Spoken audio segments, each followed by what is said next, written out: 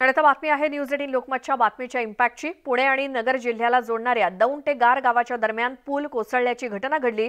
सुदैवाने यात कोणतीही जीवितहानी झाली नाही। मात्र नव्याने होत असलेल्या भीमा नदीवरच्या पुलाचे खांब कोसळले आणि या पुलाचं काम निकृष्ट दर्जाचं असल्याचा आरोप केला जातोय। या संदर्भातली बातमी न्यूज 18 लोकमतने दाखवल्यानंतर बांधकाम विभागाला जाग आली। बांधकाम विभागाच्या अधिकाऱ्यांनी दौंड ते गार पुलाची पाहणी केली आणि पुलाचे 2 पिलर निकृष्ट दर्जाचे होते। यातील एक पिलर आम्ही पाडला असं बांधकाम विभागाचे अधिकारी म्हणाले। मात्र 2 पिलर निकृष्ट दर्जाचे होते, मग एकच पिलर का पाडला असा सवाल उपस्थित होतोय।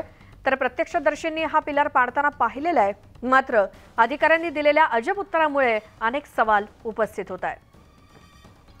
अधिक माहितीसाठी जाऊयात, आमचे प्रतिनिधी सुमित सोनावणे आपल्या सोबत आहेत। सुमित, कालपासून आपण या संदर्भातले सगळ्या घडामोडी बघतोय आणि त्यानंतर सार्वजनिक बांधकाम विभागाच्या अधिकाऱ्यांनी दिलेल्या उत्तरानंतर नेमकं काय, कोण खरं बोलतंय कोण खोटं बोलतंय?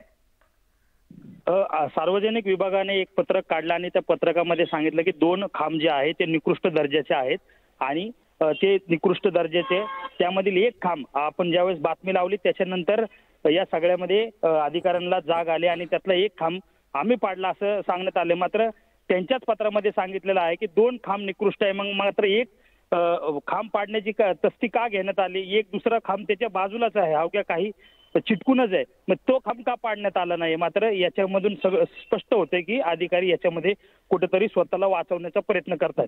दुसरे गोष्ट म्हणजे अशी की जो खांब काल कोसळलेला आहे त्याला तस्ती देखील घेतली नाही की बाजूला करण्याची, ते नदी पात्रामध्ये तसाच खांब पडून आहे। मग जर अधिकाऱ्यांनी जर असं म्हणत असतील की हा जो खांब पाडलेला आहे मग तो बाजूला का नाही केला, तो बाजूला का नदी पात्रातच का ठेवण्यात आला, या सगळ्यामध्ये अधिकाऱ्यांच्या कार्यशैलीवर प्रश्नचिन्ह निर्माण होतोय। त्यामुळे एकंदरीत न्यूज 18 लोकमतने हा संपूर्ण जो काय भ्रष्टाचार आहे या सगळ्यामध्ये निकृष्ट दर्जाचं काम आहे ते दाखवल्यानंतर या अधिकाऱ्यांना या सगळ्यामध्ये जाग आलेली आपल्याला पाहायला मिळते। बिलकुल सुमित, धन्यवाद या सगळ्या माहितीसाठी।